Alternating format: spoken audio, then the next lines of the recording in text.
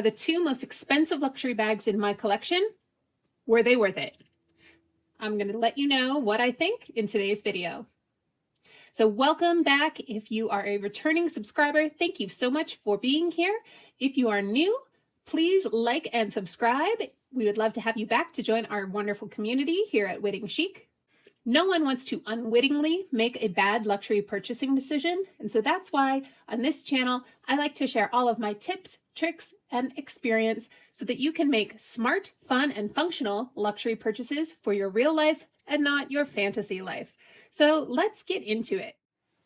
All right, here we have it. These are my two most expensive bags in my collection in terms of what I paid for them. So let me introduce you to my Birkin 35 in Clemence leather with palladium hardware in the color rubies. This bag is a square N, and so it was made in 2010. I have a couple of other videos on this channel devoted to this big, beautiful Birkin bag. She's my wonderful slouchy girl. She was a pre-loved purchase, and she is still one of the most expensive bags I have purchased to add to my collection. But not as expensive as this bag. So this is actually my most expensive bag in terms of the money that I spent to acquire it. So retail, hands down, the Birkin would win in terms of how much the bag is sold for directly from Hermes.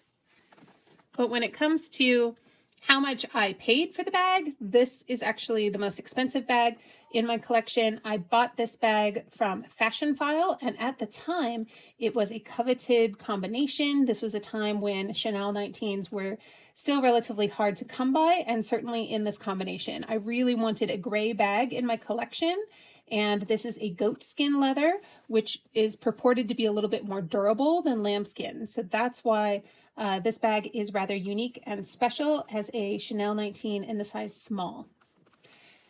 And again, I purchased this through Fashion File, and it was a situation where I paid over retail prices at the time. Now, prices have continued to go up for this bag, so the current retail price is much closer to what I actually spent at the time. But for me, I had just gotten a bonus at work, and I was wanting to treat myself, and I had my eye on this bag, and I just added to cart. A moment of insanity took over me, and I purchased this bag. So this is technically the most money I've ever spent on a handbag currently. Now, my husband has started watching these videos, so I am not going to say the exact figures, but I do talk about the price of this bag in my Busted Birkin Fail video. So if you are curious how much I spent on this bag, you'll be able to figure it out. And if you are interested in the current retail price of the Chanel 19 in size small, you'll be able to figure out about how much I spent on that as well.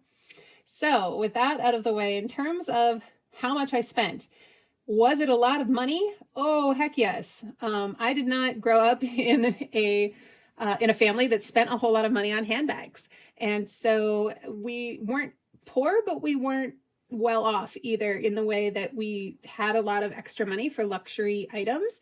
And so, you know, this luxury handbag obsession of mine has been more of a thing that's come on in graduate school and in my own adulthood. So, you know, spending this amount of money on a handbag purchase feels very strange, even today, even still.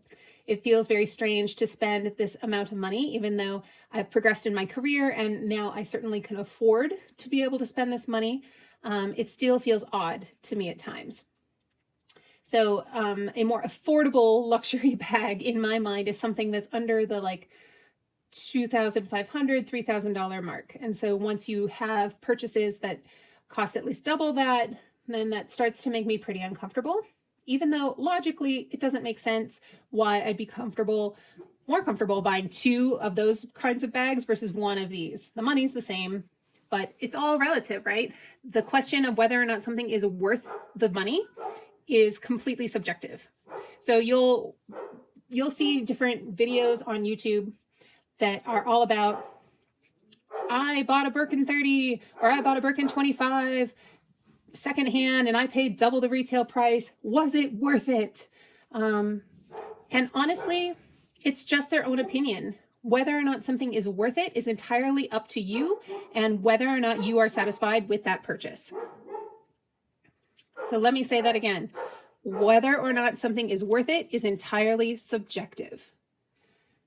So for me in my life, are these bags worth the price I paid? Well, I have two different answers.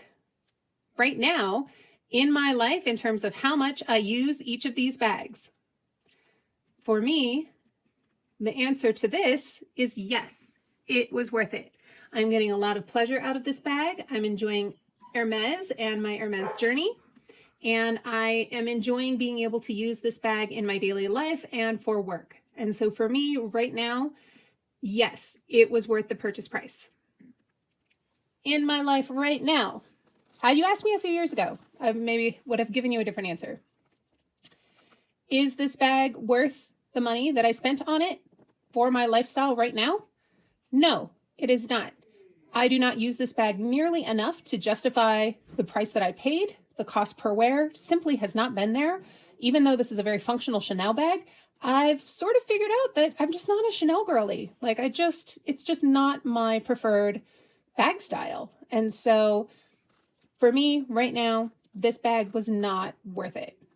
Now, does that mean I think my opinions should extend to my advice for you? Not necessarily. If you love this aesthetic and you would want to buy this bag, then you should go for it. If you don't think that Birkins are really worth it and you can find a cheaper alternative that still makes your heart sing, then go for it. These are just my opinions, so, please just respect them as that. Also, I want to recognize that whether or not something is worth it, because it's subjective, it's also relative over time. So I might feel that this bag was really worth the investment that I made into my wardrobe now and really worth the purchase price for right now. But if my collection changes and my needs change, and in a few years I don't reach for it at all, my opinion will change as well. And likewise, if I suddenly start using this bag again, my opinion will probably change for it as well. But I'm much more likely to just sell it on, recoup whatever I can in terms of the cost that I paid, and bring in something into my life that really will give me a lot of joy and a lot of use. So I hope this video was helpful. I hope it was at least interesting to see what people spend their money on and what we think of our purchases, right? Hopefully we are all making smart purchases where we feel like we can sleep at night, given the choices that we've made. So wherever you are in the world today, I hope you're having a fantastic day. Do something to help yourself smile today, and I will see you in my next one. Bye. I remember when we were staring at a photo. Don't forget the way you look me in the eyes. And I keep you in my heart. In my heart is where you are. I still think of you. I want you coming.